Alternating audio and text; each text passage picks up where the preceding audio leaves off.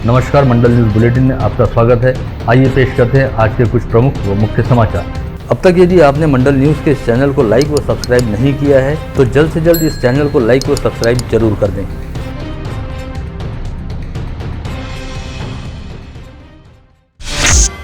विगत 3-4 दिनों से संत गाडगे बाबा अमरावती विद्यापीठ के कुछ विभागों में किसी अनजान व्यक्ति द्वारा सादे कागज पर कंप्यूटर के जरिए छापे गए परिपत्रक बांटे जा रहे हैं, जिनमें विद्यापीठ के कुलगुरु डॉक्टर दिलीप मालखेड़े को लेकर बेहद आपत्तिजनक व स्तरहीन बातें लिखी हुई हैं। ऐसे में इस समय किसी अनजान शख्स द्वारा बांटे जा रहे इन परिपत्रकों को लेकर विद्यापीठ में कई तरह की चर्चाएं चल रही हैं, जिसके मुताबिक कुलगुरु डॉक्टर दिलीप मालखेड़े बेहद सख्त व कड़े अनुशासन वाले व्यक्ति हैं और कड़ी मेहनत करने पर भरोसा रखते हैं। अपने इसी स्वभाव व कार्यशैली की वजह से विद्यापीठ में पदस्थ रहने वाले कुछ कामचोर किस्म के अधिकारियों व कर्मचारियों की आंखों में वे शुरुआत से खटक रहे थे और कई वर्षों से एक ही स्थान पर पांव पसार कर बड़े आराम के साथ भारी भरकम वेतन पर नौकरी करने वाले कुछ लोगों को अब हकीकत में काम करना पड़ रहा है। संभवतः इसी की वजह से ऐसे किसी व्यक्ति ने कुलगुरु डॉक्टर मालखेड़े को बदनाम करने और उनकी प्रतिमा को मलिन करने का प्रयास शुरू किया है, जिसके तहत उनका चरित्र हनन करने हेतु विद्यापीठ के विभिन्न विभागों में बेहद आपत्तिजनक बातें लिखे हुए परिपत्रक बांटे जा रहे हैं। वहीं दूसरी ओर कुलगुरु डॉक्टर दिलीप मालखेड़े विगत 2 माह से अपनी एक पुरानी बीमारी से काफी त्रस्त चल रहे हैं और 3-4 दिन पहले ही उन्हें स्थानीय बडनेरा रोड स्थित रिम्स हॉस्पिटल में इलाज के लिए भर्ती कराया गया। रिम्स हॉस्पिटल के सूत्रों के मुताबिक कुलगुरु डॉक्टर दिलीप मालखेड़े के शरीर में प्लेटलेट का प्रमाण काफी प्रमाण में घट गया है। ऐसे में डॉक्टरों ने उन्हें किसी से भी बात करने से मना किया है और उनके पास उनका फोन भी नहीं है, जिसकी वजह से इस पूरे मामले को लेकर कुलगुरु मालखेड़े से कोई संपर्क नहीं हो पाया और उनकी कोई प्रतिक्रिया नहीं मिल पाई। 2 साल पहले दीपावली के समय विधायक रवि राणा द्वारा किसानों को सहायता राशि व मुआवजा राशि दिलाए जाने को लेकर तिवसा तहसील में नागपुर हाईवे पर रास्ता रोको आंदोलन किया गया था। ऐसे में उन्हें गिरफ्तार करते हुए जेल भेज दिया गया था। पश्चात विधायक राणा की रिहाई के लिए सांसद नवनीत राणा ने जयस्तंभ चौक सहित सेंट्रल जेल के सामने धरना प्रदर्शन किया था। इसके अलावा अमरावती शहर से जिले में अन्य कई मौकों पर किए गए सामाजिक व राजनीतिक आंदोलनों के लिए भी राणा दंपति को पुलिस द्वारा नामजद किया गया, जिसके बारे में स्थानीय अदालत में चार्जशीट पेश की गई। ऐसे कई मामलों की आज एक साथ सुनवाई करते हुए स्थानीय जिला व सत्र न्यायालय ने राणा दंपति और उनके समर्थकों को दोषमुक्त करार देते हुए बाइज्जत बरी कर दिया। कारण सगळ्यांना आठवत असेल की मागच्या 2 वर्षाची आधीची जी दिवाळी होती त्या पिरियडमध्ये दिवाळी आमच्या शेतकऱ्यांची काढी जाऊ नये म्हणून आम्ही काही आंदोलनं केले होते। त्याच्यामध्ये आज आम्हाला जजने आणि त्यांनी निर्दोष हा मुक्त केलेला आहे। बरेचसे आमचे जे केसेस आमच्यावर ऑफेन्स दाखल झाले होत्या। खास बात यह रही कि आज ही राज्य मंत्रिमंडल की बैठक में 30 जून 2022 से पहले राजनीतिक व सामाजिक आंदोलनों को लेकर दर्ज मामलों व मुकदमों को निरस्त किए जाने का फैसला लिया गया और आज ही राणा दंपति को स्थानीय अदालत द्वारा कई राजनीतिक व सामाजिक मामलों में दोषमुक्त करार दिया गया। अदालती फैसले के बाद स्थानीय मीडिया से मुखातिब होते हुए सांसद नवनीत राणा ने जहां राज्य की शिंदे फडणवीस सरकार की जमकर प्रशंसा की, वहीं इससे पहले सत्ता में रहने वाली महाविकास आघाड़ी सरकार पर जमकर निशाना साधा। वहीं इस समय विधायक रवि राणा ने कहा कि अमरावती जिले में बाढ़ व बारिश की वजह से हुए नुकसान के लिए क्षतिपूर्ति मुआवजे के तौर पर राज्य सरकार द्वारा 544 करोड़ रुपए पहले ही उपलब्ध कराए जा चुके हैं, जिसका दीपावली से पहले वितरण किया जा रहा है। साथ ही जारी माह में वापसी की बारिश की वजह से हुए नुकसान के सर्वे और पंचनामे का काम जारी है और वापसी की बारिश की वजह से हुए नुकसान के लिए भी राज्य सरकार द्वारा निश्चित तौर पर मुआवजा राशि प्रदान की जाएगी। तर जवळपास 554 कोटी रुपये हे अमरावती जिल्ह्याला आलेले आहे आणि अमरावती तालुका असो की अमरावती जिल्ह्यातले प्रत्येक तालुकामध्ये पैशाचं वाटप सुरू आहे आणि दिवाळी पूर्वी हे 554 कोटी रुपये शेतकरी खात्यात जातील। कांग्रेस द्वारा निकाली गई भारत जोड़ो यात्रा को लेकर भाजपा के राज्यसभा सदस्य अनिल बोंडे ने कांग्रेस नेता व सांसद राहुल गांधी पर निशाना साधते हुए कहा कि सांसद राहुल गांधी की तुलना रावण से कर डाली। सांसद बोंडे ने कहा कि राम ने उत्तर से दक्षिण की ओर यात्रा की थी और राहुल गांधी दक्षिण से उत्तर की ओर निकले हैं, यानी वे राम की तरह नहीं बल्कि रावण की तरह काम कर रहे हैं। सांसद बोंडे द्वारा राहुल गांधी की तुलना रावण से किए जाने के चलते अच्छा खासा राजनीतिक हंगामा मचा हुआ है। कांग्रेस की ओर से इसे लेकर काफी तीखी प्रतिक्रिया दी जा रही है। इस बारे में कांग्रेस के शहराध्यक्ष बबलू शेखावत ने अपनी प्रतिक्रिया देते हुए सांसद अनिल बोंडे के बयान को गैर जिम्मेदाराना बताया और कहा कि डॉक्टर बोंडे की बुद्धि शायद भ्रष्ट हो चुकी है, जिसकी वजह से वे ऐसे बेसिर पैर वाले बयान दे रहे हैं। वहीं शहर कांग्रेस के वरिष्ठ नेता व पूर्व महापौर विलास इंगोले ने अपनी प्रतिक्रिया में कहा कि किसी भी बड़े नेता के बारे में किसी ने भी थोड़ा सोच समझकर ही बोलना चाहिए, लेकिन डॉक्टर बोंडे ने जिस तरह का बयान दिया है उससे साफ है कि वे अपने सोचने समझने की शक्ति खो चुके हैं और उनका मानसिक संतुलन ठीक नहीं है। विगत 2 माह से अमरावती जिले में जानवरों पर लंपी स्किन डिसीज नामक संक्रामक महामारी का खतरा मंडरा रहा है और अब तक करीब 16,620 गोवंशी जानवर इस बीमारी के संक्रमण की चपेट में आ गए हैं, जिसमें से 964 जानवरों की मौत हो चुकी है। वहीं अब भी 272 जानवरों की स्थिति गंभीर बनी हुई है। ऐसे में पशु संवर्धन विभाग द्वारा जानवरों को इस बीमारी की चपेट में आने से बचाने हेतु युद्ध स्तर पर प्रभावी कदम उठाए जा रहे हैं। इस बीमारी का सर्वाधिक कहर इस समय आदिवासी बहुल मेलघाट क्षेत्र की धारणी व चिखलदरा तहसील सहित मध्य प्रदेश व महाराष्ट्र की सीमा पर स्थित अचलपुर व चांदूर बाजार तहसील के गाँवों में दिखाई दे रहा है। गोवंशी जानवरों में तेजी से फैल रहे लंपी स्किन डिसीज नामक महामारी को लेकर नीति तय करने हेतु राज्य सरकार द्वारा क्या भूमिका अपनाई जा रही है, यह हलफनामा पेश करते हुए स्पष्ट किया जाए, इस आशय का निर्देश बॉम्बे हाईकोर्ट ने राज्य सरकार के नाम जारी किया है। परभणी जिले के सिराला गांव में बीती रात अचानक खून बहकर 11 बैलों की जीभ गलने की खबर से लंपी के कारण पहले ही चिंतातुर पशुपालक घबरा गए थे। ऐसे में अमरावती के विभागीय पशु वैद्य उप संचालक डॉक्टर संजय कावरे ने स्पष्ट किया है कि ऐसी कोई बीमारी अमरावती या आसपास के परिसर में नहीं है। वहीं परभणी जिले की वह घटना पॉइजनिंग का केस लग रही है, जिसका शिकार हुए सभी बैल एक ही परिवार का पशुधन है। जैसे जैसे दीपावली का पर्व नजदीक आ रहा है, वैसे वैसे शहर में दीपावली पर लगने वाली वस्तुओं का बाजार और दुकानें सजने लगे हैं, जहां पर लाई बताशा, विभिन्न रंगों और आकार प्रकार वाले दिए, घरों को सजाने के लिए तोरण व बंधन और झालर, माता लक्ष्मी के फोटो, मूर्तियां, झाड़ू, हल्दी, कुमकुम व रंगोली जैसी वस्तुएं बिक्री के लिए उपलब्ध हो गई हैं। साथ ही इन अस्थायी बाजारों व दुकानों में दीपावली की खरीदारी के लिए लोगों की अच्छी खासी भीड़भाड़ भी उमड़ रही है। ऐसे में इस समय हर ओर चहल पहल वाला वातावरण दिखाई दे रहा है। दीपावली पर्व से पहले बाजार में मिट्टी से बने दियों की सैकड़ों दुकानें सज जाती है, जहां पर कुम्हारों के यहां तैयार किए गए दिए बिक्री हेतु लाए जाते हैं। ऐसे में इस समय शहर सहित जिले में रहने वाले सभी कुम्हारों द्वारा दिन रात मेहनत करते हुए मिट्टी के दिए तैयार किए जा रहे हैं, ताकि बाजार में दियों की कोई कमी न रहे और दीपावली के पर्व पर कहीं कोई कोना आलोकित व प्रकाशमान होने से छूट न जाए। दीपावली पर्व के निमित्त आगामी रविवार 23 अक्टूबर को सराफा बाजार दिन भर खुला रहेगा, ऐसी जानकारी सराफा व्यापारी एसोसिएशन के अध्यक्ष राजेंद्र भंसाली व सचिव सीमेश राव द्वारा दी गई है। उन्होंने कहा कि बाहर गांव से आने वाले व्यापारियों और ग्राहकों को कोई असुविधा न हो, इस हेतु रविवार को भी दीपावली के समय पूरा बाजार दिन भर शुरू रहेगा। अमरावती शहर में अस्थायी तौर पर लगने वाली पटाखा दुकानों को 5 दिनों के लिए अस्थायी लाइसेंस जारी किए गए हैं। साथ ही शहर पुलिस आयुक्त तो डॉक्टर आरती सिंह ने इससे संबंधित आदेश जारी करते हुए बताया कि अमरावती शहर के बडनेरा स्थित जय हिंद मैदान, गाड़गेनगर स्थित संत गाड़गे बाबा मैदान और साइंस कोर मैदान में अस्थायी दुकान लगाने की अनुमति दी गई है। इसके अलावा किसी भी निवासी इमारत में पटाखा दुकान लगाने पर कार्रवाई की जाएगी।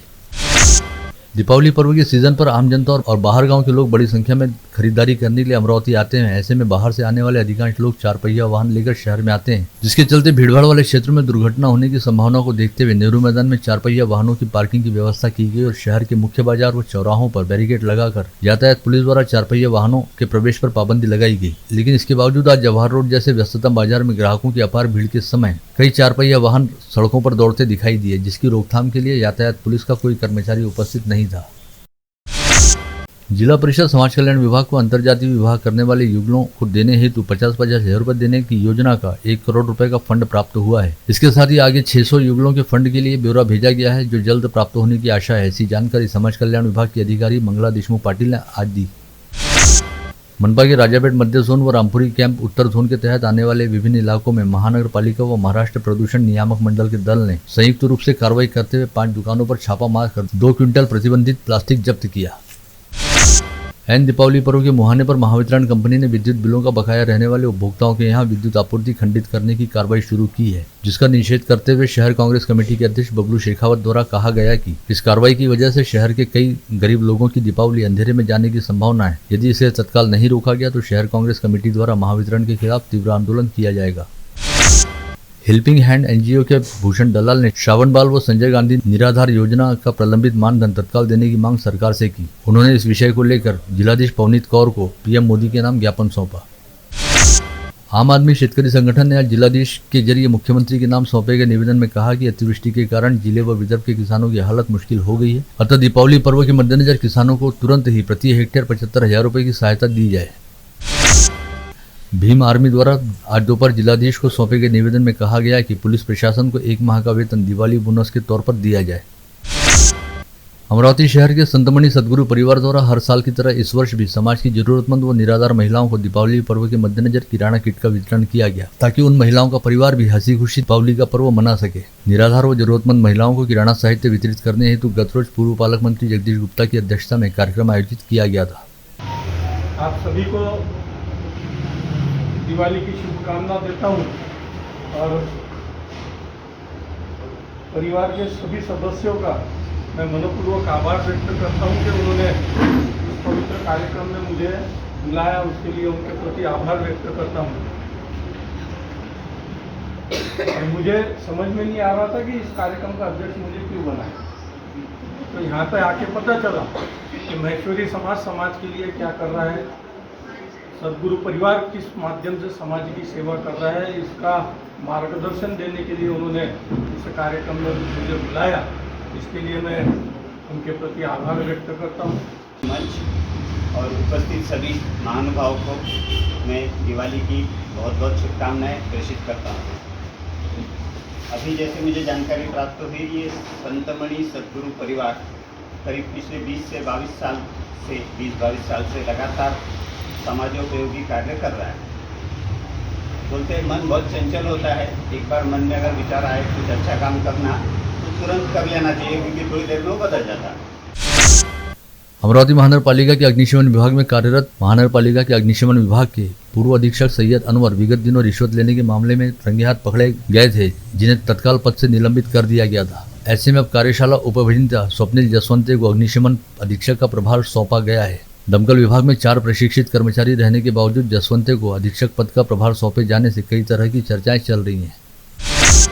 रेलवे विभाग द्वारा इन दिनों आधुनिकीकरण पर जोर दिया जा रहा है। इसी पृष्ठभूमि पर रेलवे बोर्ड ने भुसावल डिवीजन के 5 रेलवे स्टेशनों को अद्ययावत करने को मंजूरी दी है, जिसमें अमरावती रेलवे स्टेशन का भी समावेश है। ऐसे में अब जल्द ही अमरावती मॉडल रेलवे स्टेशन का भी कायाकल्प होगा। गृह मंत्रालय ने कल बुधवार 19 अक्टूबर को राज्य के 15 पुलिस निरीक्षकों को एसीपी व पुलिस उपाधीक्षक के पद पर पदोन्नति दी है। हालांकि पदोन्नति वाली इस सूची में अमरावती शहर सहित जिले के किसी भी थानेदार का समावेश नहीं है। शहर पुलिस आयुक्तालय में काम करने वाले 350 पुलिस कर्मचारियों के तबादले किए गए, जिसके बाद आज गुरुवार की सुबह उन्हें नई नियुक्ति वाले पुलिस थानों में तैनात होने के आदेश भी शहर पुलिस आयुक्त आरती सिंह द्वारा जारी किए गए। परतवाड़ा शहर के अंजनगांव स्टॉप पर सामाजिक कार्यकर्ताओं की समय सूचकता से बुधवार की सुबह मेलघाट के आदिवासी विद्यार्थियों के एक वाहन में जानवर सामान ठूसकर ले जाए जाने का मामला उजागर हुआ। पुलिस ने वाहन के खिलाफ जुर्माने की कार्रवाई कर उसे जाने दिया। वहीं घबराए विद्यार्थियों को बाहर निकालकर दूसरे वाहन से भेजा गया।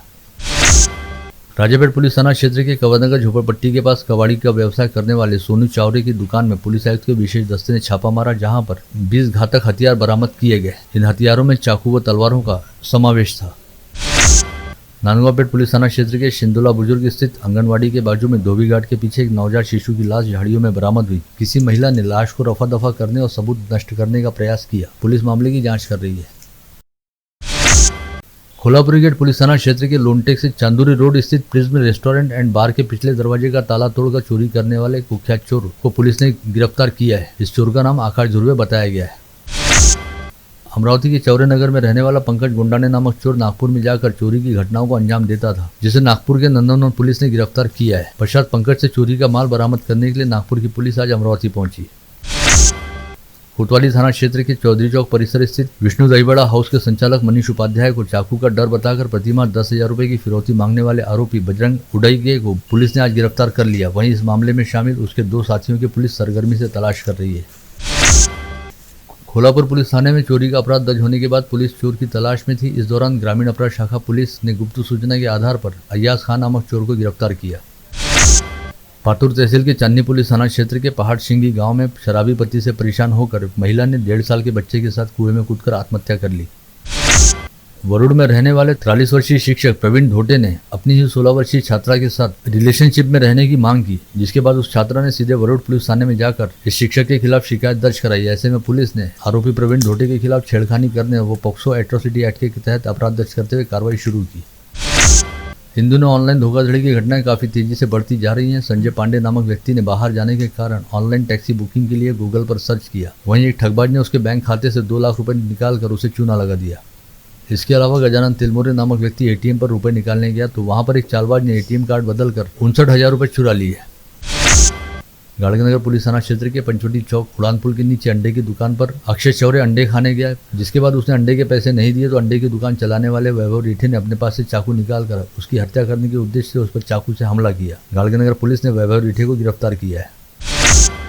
अचलपुर के भूमि अभिलेख कार्यालय में कार्यरत उपाधीक्षक बीजे परतेती व सहायक अमोल गिरी को 4,000 रुपए की रिश्वत स्वीकारते हुए एंटी करप्शन के दल ने रंगे हाथ गिरफ्तार किया।